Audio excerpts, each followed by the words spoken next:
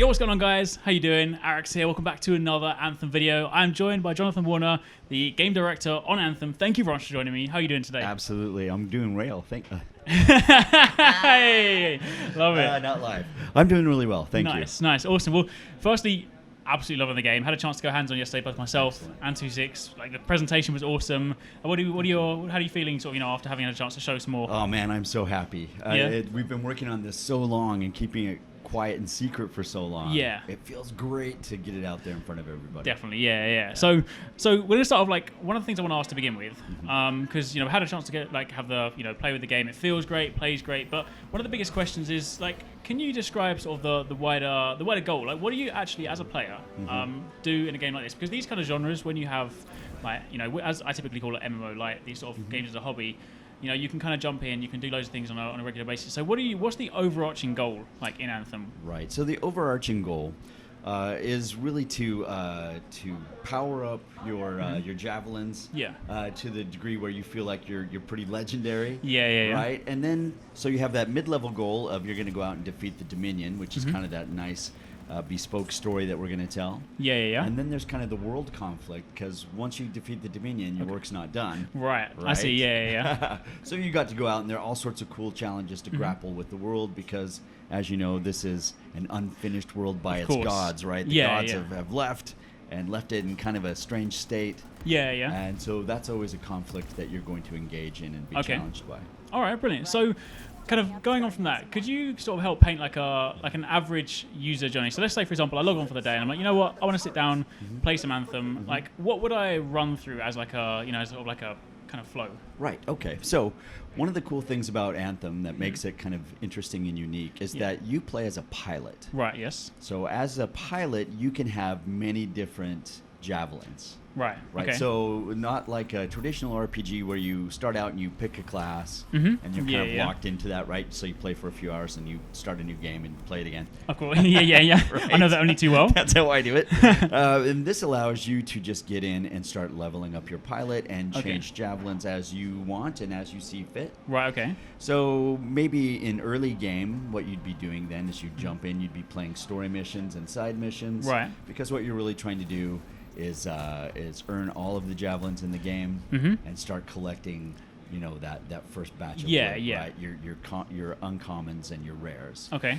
Right, and then as you progress up forward, now you're doing all sorts of different world missions, as well as maybe the final bits of the story. You're collecting higher and higher rarities of loot. Okay. You're going after challenges that are maybe a little bit different. Yes. So you played today, Scars and Villainy. Yes, and really so good. That is an example of what we call a stronghold. Okay, right. And a stronghold is a purpose-built 4-player experience that's a little bit more challenging. Right. So you're going to want to get your squad together and go after that, right? And so then we just start opening new opportunities for you to play different activities to go after. Yeah. Okay, fair enough. And on the activity front, does Anthem work around like a weekly kind of cycle or weekly sort of, reset? A lot of these kind of games, when you jump into those sort of things, you'll do all your activities of the week, you check them off, and then suddenly the following week it resets and you can kind of go back. Does Anthem follow it? Yeah, I think that philosophically, I think that is true. We're still tuning it to find, what that right cadence is. But absolutely, there's always going to be a reason to come back and like on a weekly and daily basis jump in, do those challenges, do those things. And come back in and just have a good time week over week. Fair enough. Okay, so another thing as well that I like sort of doing in games like this, like when you're not doing the high powered stuff, you're out kind of like shooting everything. It's nice just to be able to like wind down and do like ambient things. Like, is there anything like, are there any ambient activities in the world, like collecting resources, farming, things like that? Yeah, absolutely.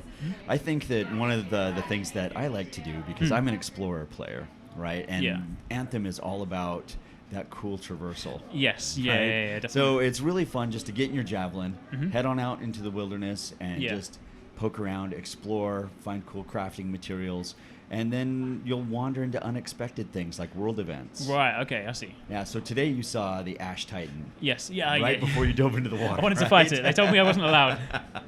Yeah. It's crazy unbalanced right now. It's a like party wipe, but. Yeah, you're going to encounter the cool world events that are out there too.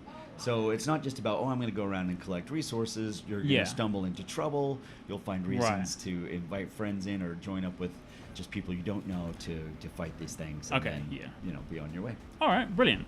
So, kind of moving away from sort of some of the activities now, speaking more specifically about, like, we've seen a lot of the Ranger, of course, the Colossus as well. Yeah. Can you tell us any more about Storm and, is it Interceptor? Yeah, Storm and the Interceptor. Yeah. So I can tell you a little bit about the Storm. Sure. The Interceptor we're reserving for Fair a later enough, beat. fair enough. But so the Storm, you can think of it like this. The Storm is more of an elemental power, right? Okay. So instead of using the power of the suit internally to power gadgets and gear, it's now projecting that power externally. Okay. Through those cool seals that you saw on Very the, cool, on the very arm, cool, right? yeah. So the Storm is very agile. It's got a cool little blink teleportation kind of dash. Very nice. And it is got all sorts of interesting elemental attacks. Okay. So I love that suit. I love to play it. It feels really cool and fun to me. Yeah. And I think that it gives a very nice change of pace to the Ranger and the Colossus. Yeah. Okay. Oh, brilliant. So another thing on that, like obviously, there's a lot of customization and personalization. So on the customization front. Yeah. Taking the Ranger as an example, you know, one of the sort of quote-unquote super abilities you have, you fire out the rockets. Is it like one of the cases where you're going to have a fixed ability per javelin for the entire game, or do we have a lot more customization options with regards to skills, abilities for our javelins? Yeah, absolutely. This is a great question because one of the things that I'm really excited about is that the way you load out your javelin can really reflect how you like to play. Okay.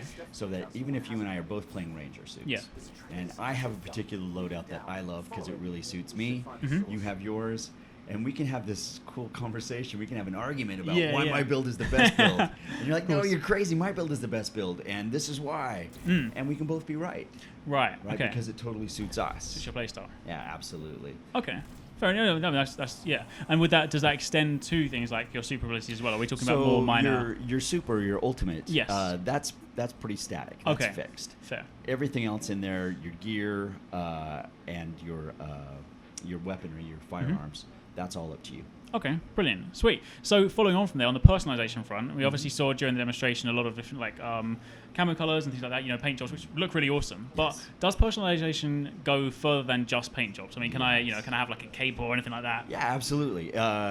It does go further than just paint jobs. Okay. It goes into where you can actually add things like different helmets, different chest pieces and arm pieces that give your javelin a completely different look. Another cool piece of it, not only is the loadout really personalized, but now we're playing the same javelin, but mine looks completely different than yours. Not just in the paint job, but in its outward appearance as well. And would you even kind of, going into there, like in the game, would there be some like really rare cosmetics that maybe like, you might look at it and be like, where did you get that from? Absolutely. Yeah. Absolutely. Being able to kind of have that little bit of humble bragging where you just roll in and your friends are like, what? Yeah. Right? Yeah. And or you capture that, you take a screenshot and you put that up there so that people can see how awesome you are. Okay. Definitely Brilliant. a piece of it. Brilliant. Looking forward to that. So one final question. So just like speaking more specifically about like loot. So obviously, you find loot around the world.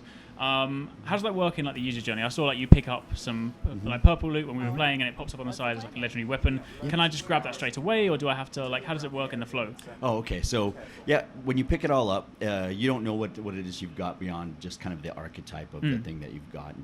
Once you head back to either Fort Tarsus or your Strider, depending on where you go, then that gets revealed to you what's in there and what its stats are. And all of that.